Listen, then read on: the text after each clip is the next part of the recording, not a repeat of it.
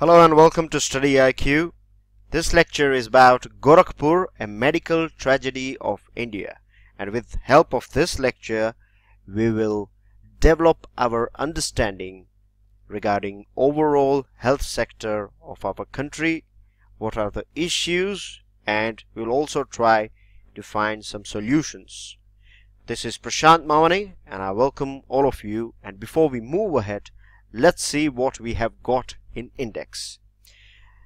We are going to talk about some budgetary data. We are going to understand what Japanese encephalitis is all about, other incidents, what are the procurement problems, work culture issues, and we will also address some solutions.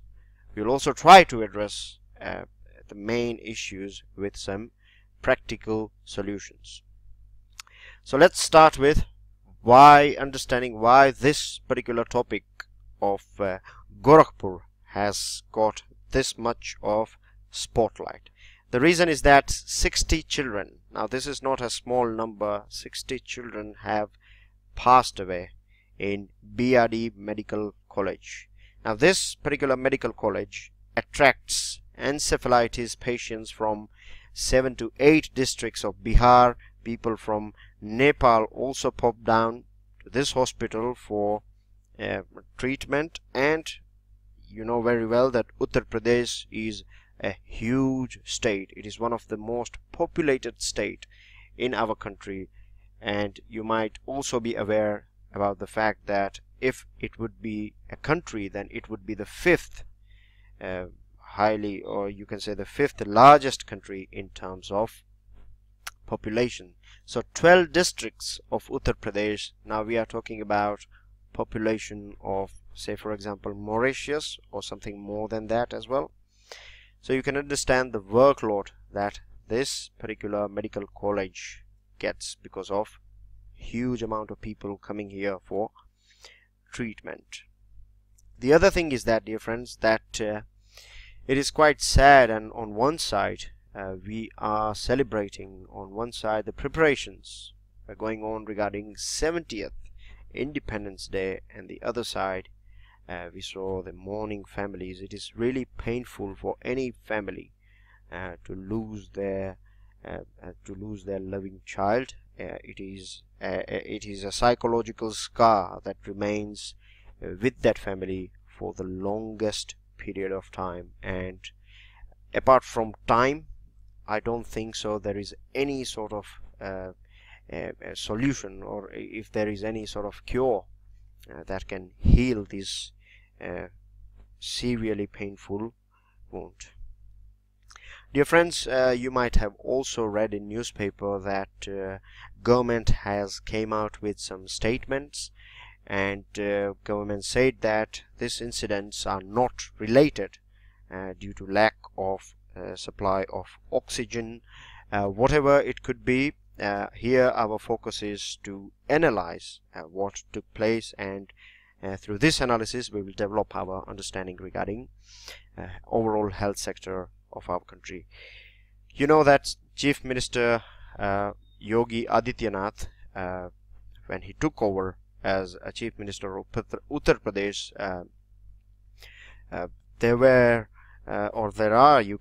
there are huge expectation from people of Uttar Pradesh, because as I told you, it is already a hugely populated state, but at the same time it is very poor. It is rich in water resources, it has favorable soil, it is one of the highest producer of wheat and rice as well, one of the highest producer, but then again it is not that much developed in terms of service sector. It is not that much developed in terms of industries as well.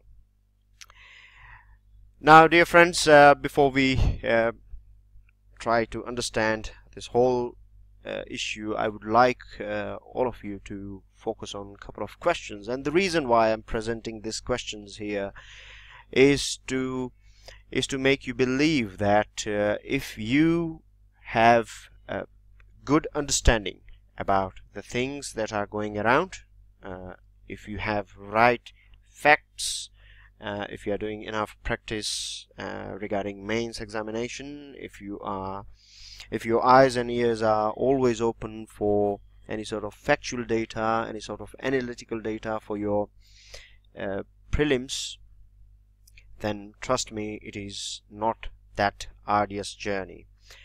And here are a couple of questions.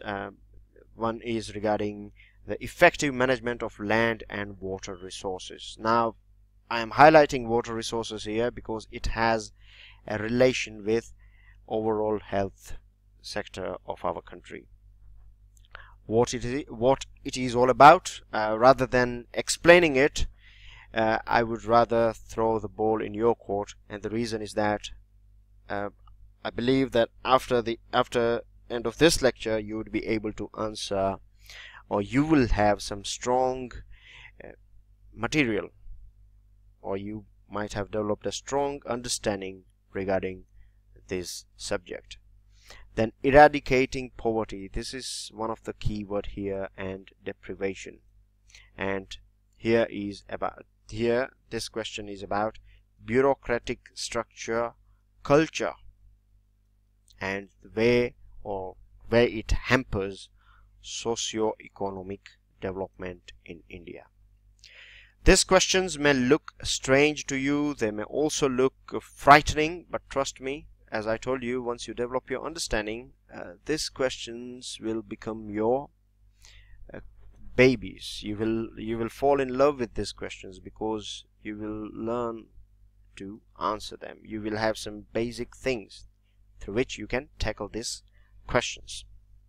Now, dear friends, if we go through our syllabus of Civil Services Examination, then you will find that in General Studies paper 4 you have some key points, and they are empathy, right? This you will clearly find in your syllabus. Empathy, it is basically it is defined as the ability to understand and share the feeling of another, and in newspapers you find a term apathy. That means you do not have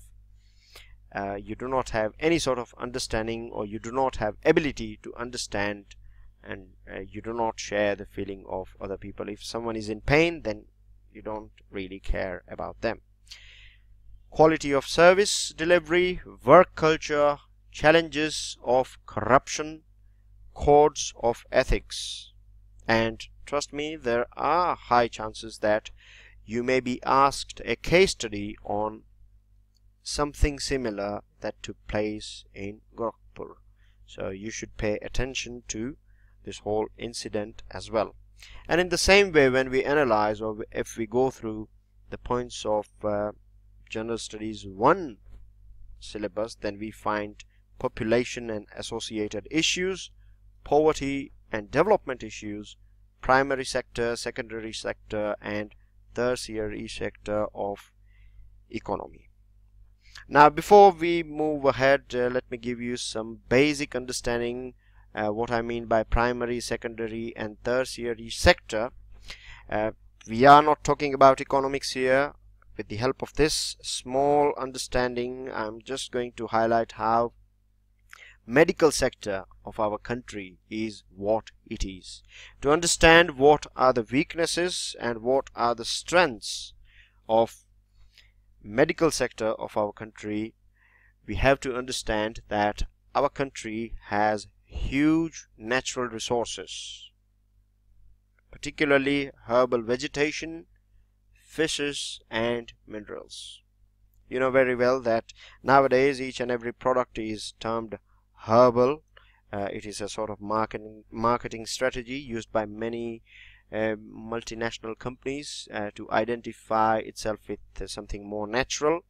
You might have also heard a terminology called jari booty. It is a sort of a special herbal vegetation or medicinal plant that you find in the foothills of Himalayas. We have variety of fishes as well, and we have natural minerals as well. These are all pertaining to primary sector.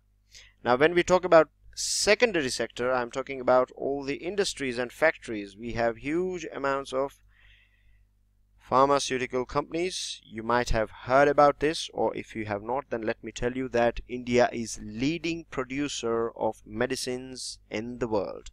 We are leading supplier of medicines to many countries of Africa and Arab world. In fact, in China as well, we supply huge amount of medicines, pharmaceutical products, and it is something that India has a good grip on pharmaceutical sector. We have many technological companies as well over here that are producing good technologies for medical use. We have automobiles, and when I mention automobiles, you should focus here on ambulances and other services, and with the help of construction you can associate it with infrastructure of hospital. Now, tertiary sector, population. Generally speaking, the country which has huge population, a country like India, you will naturally find that service sector or the potential of service sector would be huge. Now, we have more people living in our country. That means more hospitals would be required. We have huge amount of people. That means we have to train them through education. That means more schools are required. And of course, tourism. We know that India is a leading destination for medical tourism, and the reason why we have medical tourism, or why people from all around the world pop down to India, which is of course a strength of our country, is because India is leading producer of medicines, as I told you, doctors and medical staff. But the weakness that we have is that being a leading producer, we are ailing with severe shortages in medical sector. You might have heard in news, or you might have read in newspapers, that whenever Ministry of External Affairs is conducting a sort of rescue operation in countries like Yemen, or in war-torn countries like Syria or Iraq, you find that many nurses, many medical personnel from India were stuck in that country. If you go to countries like Saudi Arabia or Gulf countries, and in fact in countries like USA and UK as well, you will find Indian doctors in a leading position. That itself indicates that the quality of doctor that we produce in our country is of one of the highest standard. We can also say that as we know that we are the highest, so quantity and quality is something that is a strength of our country. But the weakness is we find them out of our country, because the opportunities they find over there is quite well. And here is a small figure. If you want, you can note it down as well. The source is World Health Organization, so it is an authentic source you can rely on. And here you can see that per 1,000 population you have just 0.7 doctors and 1.1 nurses or other medical staff, which is very, very short. But if you see here, countries like USA, you find there are, for every 1,000 people, they have 2.5 doctors and 11.1 nurses. This is very huge. Even countries like Mexico and Brazil, they are also doing quite well when compared to countries like India. Dear friends, I hope with this you have got some basic understanding regarding India. It is not that we are not having good doctors, as we have talked. It is about mismanagement, which we will talk a bit later in this lecture. Now, as we are talking about figures and facts, let's see how much India allocates, or how much India invests. I would rather use the word invest rather than expenditure, because any country who provides good education to its citizens, any country that provides good medical facilities to its citizens, is definitely going to be a developed country. The reason is that citizens would be well trained, well educated, well skilled, and they would be healthy. Imagine the day when you are not feeling well. Do you think you would be able to do what you are doing? Would you be able to concentrate on your studies?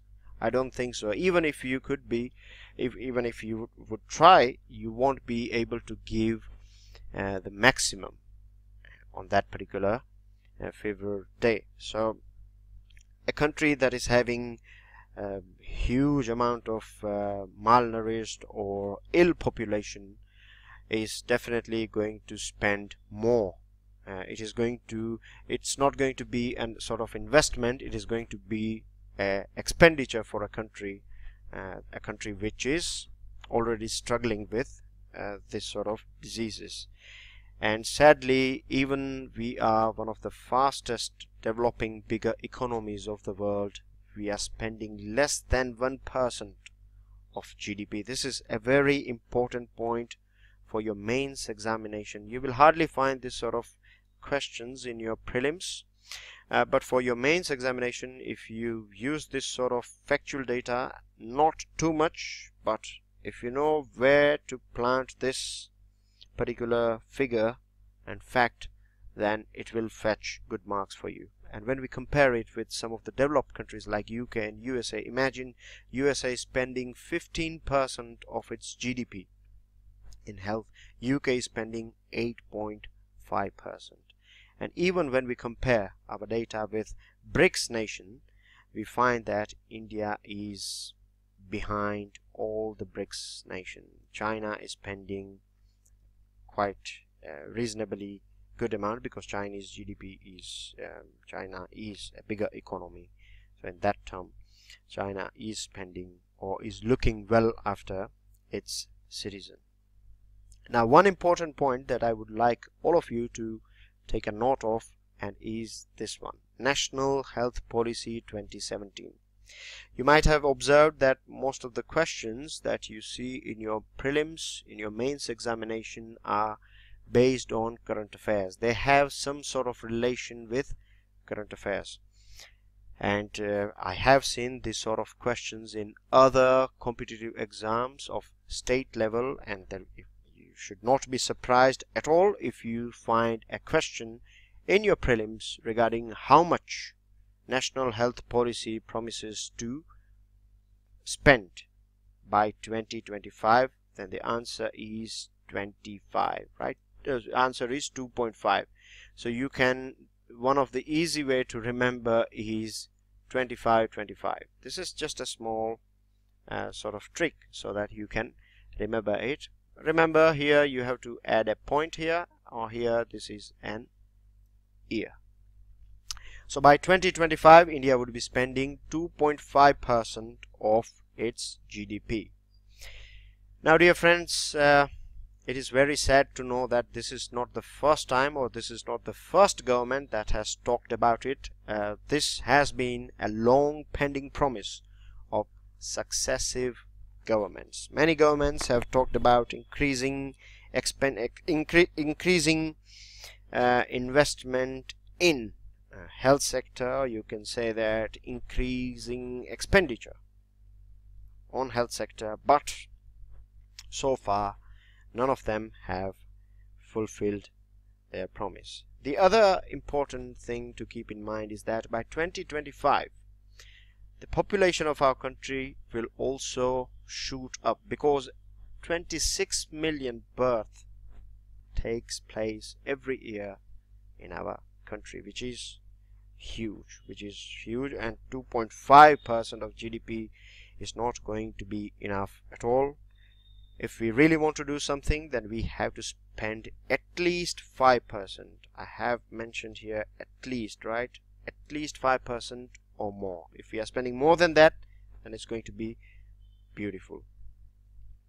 Now, figures also indicate that by the end of the year, the accounts, what happens is the government gives money to different departments, like health department. It allocates, say for example, 100 rupees, to health department, but by the end of the year we find that still this department is having 20 rupees or 30 rupees left in its account out of total 100 rupees allocated.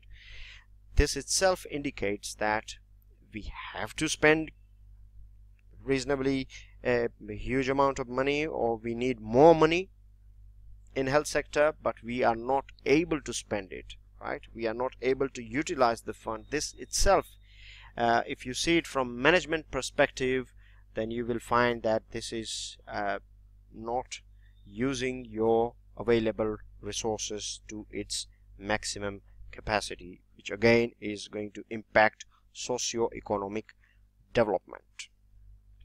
On the other hand, some of the challenges that India has is that we are ranking number 1 when it comes to malnutrition. We are again number 1 in tuberculosis. Lifestyle related diseases like blood pressure problems and diabetes is also rising in our country. Cases of cancer are going up, and we find ourselves or our cities among the most polluted cities in the world, and no doubt it is going to cause cancers and other lung related disease. It has already started and it will exacerbate in near future. So these are some of the huge challenges through which we are going through. And you might also think that government is opening many medical institutions like AIMS in different part of our country, but remember friends, this is not going to solve the problem. And the reason why I am saying you this thing is that if you take the case of AIMS Delhi, right, it gives, say for example, around 2 years waiting period for an operation. Imagine the amount of operations it has to do on every single day. The other thing is that huge amount of people do pop down here, and it's not that AIMS is working absolutely perfectly. There are many issues through which this medical institution is also going through, and this is not something isolated to Gorakhpur only or AIMS Delhi only. These things are found in most of the cities of our country, and I'm sure it's not only you might have heard, I'm sure you might have at some point of time visited to a civil hospital, and you know very well that you find patients all over the floor. The beds are already occupied. So it is really horrid situation of our particularly the medical particularly the government medical institution or the public health units. Now dear friends, let's see what Japanese encephalitis is all about. Let's see how it started. And it basically originated as the name suggests from Japan. From there it migrated to China. From there it immigrated to Chennai, and now you can see this disease is causing havoc not only in India, but it is also found in Nepal as well. States like Uttar Pradesh, parts of Bihar and Nepal, which we have already talked about during the starting of this lecture. Now, since 1978, this disease has been growing rapidly, and with an average of 50 to 60 deaths out of 100 affected patients, it has taken many lives. It is estimated that 10,000 plus people have died in between 1978 to 2005 because of Japanese encephalitis. And one of the main reasons, dear friends, why this many deaths are taking place is because of lack of attention paid towards this disease during its inception year, and for the longest time till 2005 not much was done to sort out this problem. One of the most strange thing that took place in medical history regarding Japanese encephalitis is that in 2004 and between 2004 and 5, many patients in BRD Medical College were not identified with virus. The virus was not detected in them, and still they were affected by this disease. So the whole medical colony was bit running here and there, and research were conducted in institutions of Pune and Gwalior, and it was found that these patients were affected by enterovirus, and later this name was changed into paraschovirus. Now, this was not accepted by Indian Council of Medical Research. ICMR rejected this finding, and because of that, between 2005 and 2013, this particular topic of Japanese encephalitis and paraschovirus was in doldrums. Finally, in 2013, ICMR appointed a Chennai-based doctor to look into the issue, and they found that encephalitis is also caused by a scrub typhoid bacteria. Dear friends, pay attention here. In this slide you have read that it is caused by a virus, but in 2013 it is found that there is a bacteria as well that can cause this disease. So you can understand the severity of this particular disease. Virus and bacteria, they are totally different things. We do not have enough time regarding this lecture is not about basic difference of virus and bacteria, but you should keep this in mind if you find a question in prelims regarding encephalitis, because in 2017 prelims there was a question on Zika virus. So there are high chances that you may be asked a question on Japanese encephalitis as well, and you should know it very well that bacteria and virus both can cause this deadly disease. Now, dear friends, the good thing about Japanese encephalitis is that it is easy to detect. If any patient is affected by it, then it is easily detectable, and one of the main challenge, or the bigger challenge, is that to identify whether it is affected by a virus or bacteria. And as we have talked about, or as we know the condition of our medical institutions, particularly the government ones, apart from Delhi, ICMR has many other centers as well.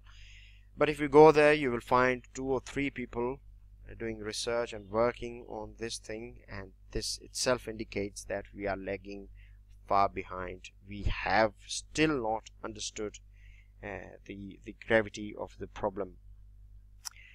Now, how this virus spreads? It spreads, the pigs can also spread it.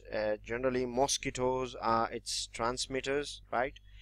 Enterovirus is caused by polluted food, whilst scrub typhoid is spread due to larvae of louse.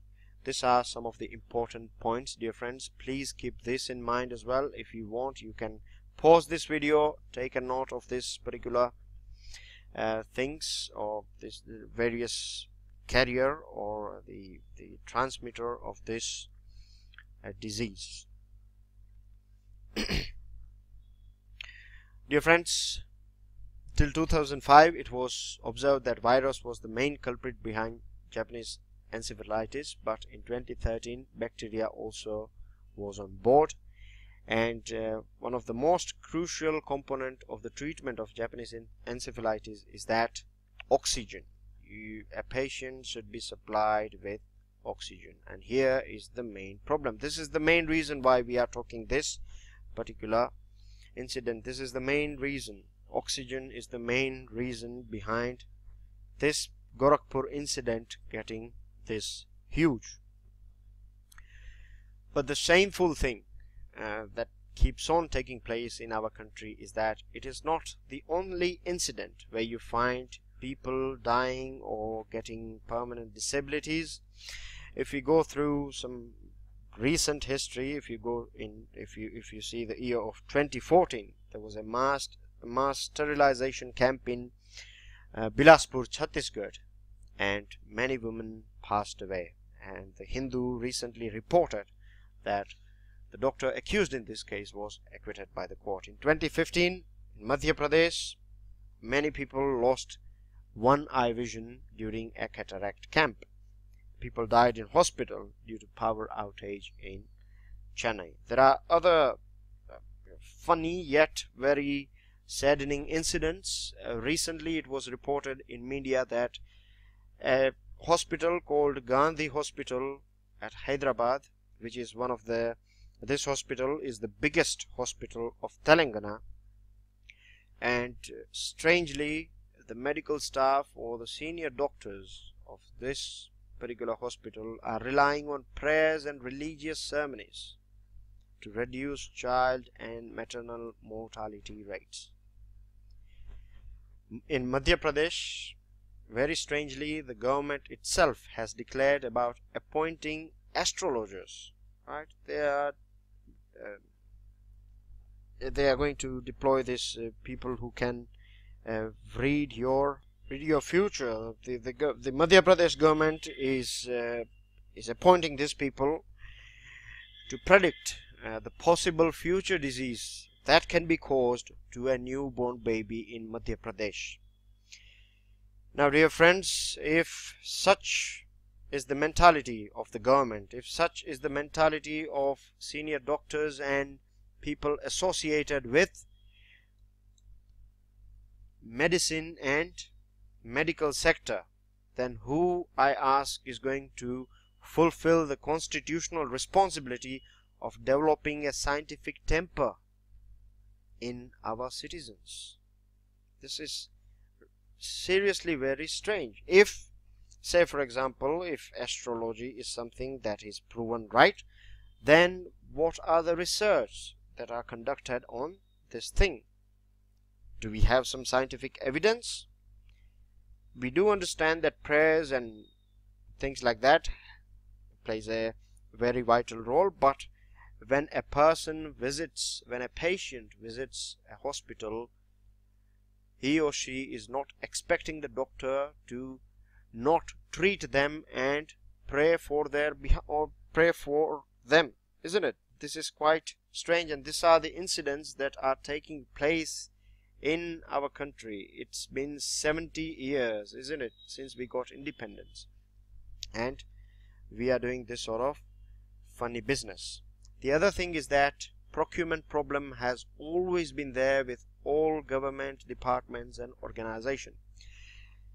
If you talk with any person who is supplying any sort of goods and services to government, then you will find that delay in payment is one of the most common thing that you will find.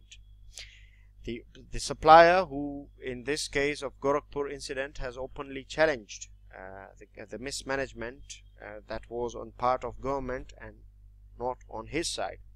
If you go through the contract of this Gorakhpur incident between the supplier of oxygen and the hospital, then it clearly says that not more than 10 lakh should be in due, but here it has literally touched 68 lakh rupees, and still the government is running after the people who are, or the businesses who are supplying oxygen to this hospital. So this is one of the biggest issue, procurement policy. Now, as we know that direct benefit transfer is something that is well cherished and well publicized by the government, then the government should also devise a policy through which once a good or service is being delivered, then the money should be transferred digitally to the person or the organization that is supplying vital goods and services. The other thing is that work culture. Now, you know it very well, I know it very well, every one of us know that VIP culture is still not over in our country. It is quite strange to find that the central government, the Modi the Prime Minister Narendra Modi himself has removed all those sort of red beacons from his vehicle, but you still find there are so many VIPs in our cities that are not having that. They are not using this red beacon, but they are using a sort of siren. So this is definitely not at all a sort of end of VIP culture. The other VIP culture that you can focus, or that is not directly visible in this incident but that is present here, is that when Uttar Pradesh Chief Minister visited this Gorakhpur hospital, this BRD Medical College, and in fact the day when he was there, nearly 9 children passed away. The day when he visited, 9 babies passed away in this hospital. But you know very well, whenever a high dignitary, may it be Chief Minister, Prime Minister, President or any other minister, when they are visiting any town or place, suddenly the whole administration becomes a makeup artist, isn't it? Roads are painted, all the vendors, the street vendors are removed. It doesn't matter whether they die or whether they survive, whether their kids can afford education or not. It doesn't matter. If Prime Minister is coming, if Chief Minister is visiting your place, then these poor people have to be uprooted. Then cleanliness, all of the sudden you find that Swachh Bharat Abhiyan is 100% implemented whenever a VIP is visiting a small town. And this happens, this could be the same case with this Gorakhpur incident as well. When this Chief Minister of Uttar Pradesh is visiting this place, even 9 children passed away, but it was not mentioned because the people who are the officials who are still today, they have their own rules and regulations, they have their manual book, but then as well they are a sort of they are always working as a sort of bonded laborers for politicians. Now the question is, if all of the sudden, if country or if the administration is getting energy to sort out the issues, let's say for example cleanliness issue, all of the sudden, then it indicates that they are provided higher pay for lower performance, isn't it? If I can clean, if the administration can clean a street in 15, 30 or say for example 1 hour, if a VIP is going to visit here, and on normal days if it is left dirty, that means they are being paid for cleaning these streets but they are not performing their duty. So either their pay should be reduced, or if their pay is not reduced, then their performance should be raised to a satisfactory level. Now it's not only about hospitals and other administration, it is about the government as well. Imagine a government, a state government, without having any sort of post-mortem report. It is coming out in the media and declaring that the deaths are not caused due to lack of oxygen. How can the government know about it? Without going through proper investigation, it should have rather said that no comments, rather than passing some non-reliable information to the larger public.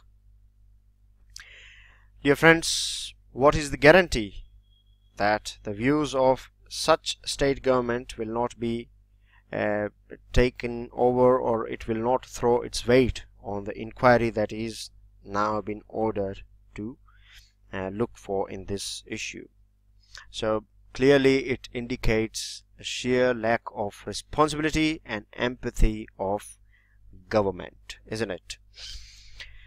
Now let's see some of the core issues that we have discussed so far. We have seen that inadequate spending of health is one of the main issues through which India is going through. Lack of delivery of services, we have tried to understand it with the help of makeup and ad hoc services and VIP culture. Lack of insurance cover. There is nothing about insurance cover that poor people know about. This is something, a gibberish word. They would never understand what insurance is all about, because so far it has not been provided by the government of our country to the poor people of our country. Weak enforcement of rules on quality and governance. We have talked enough about it as well. Expensive private hospitals. Isn't it, dear friends? This is something we all know about, which we go through as well. Today, when we are not well, we go to a private clinic, isn't it, rather than going to a government clinic. In Japan, you would be amazed to know that the doctors are given targets, but the target is that if, say for example, if the doctor is being paid 1,000 rupees as a salary, then he will be given a sort of small area. If any people, if say for example 5 people fell ill in this area, then he is going to get a reduction in his payment. So he has to work towards preventive measures, right? He has to ensure, he has to prevent the disease rather than curing it. Isn't it quite beautiful? Isn't it quite innovative? And as we are talking about private hospitals, let's focus on, let's note down this figure, that 57.57. This is the amount, this is the percentage of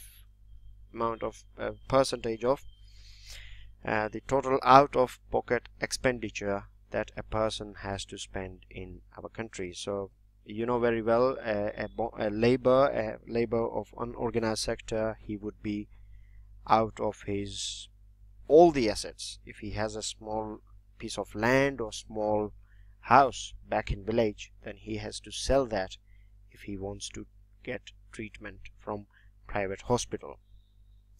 So let's see what are the possible solutions that can sort out not only Japanese encephalitis issue, but also other issues, other medical issues.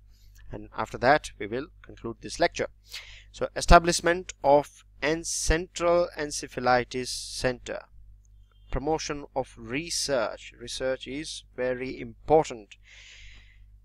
One innovative or out of the box idea or solution could be a separate budget for Japanese encephalitis. This has caused enough damage and there is no harm in providing a separate budget on Japanese encephalitis or diseases in general. Other hospitals should also treat encephalitis, different centers, rather than everyone coming here in Gorakhpur. There should be different centers in different part of our country. Door-to-door immunization program, rather than patients going to the hospitals and doctors, the health officers should reach to the patients. It is something that you can say like Japanese model, that doctors going to the patients. Access to portable drinking water and toilet. Now you can relate this point, accessible drinking water, sanitation, with the mains question of 2016. PPP model. Recently Niti Aayog has suggested that public-private partnership or private-public partnership, whichever way you speak, it is correct. PPP model can take out medical sector from the ages of darkness into light.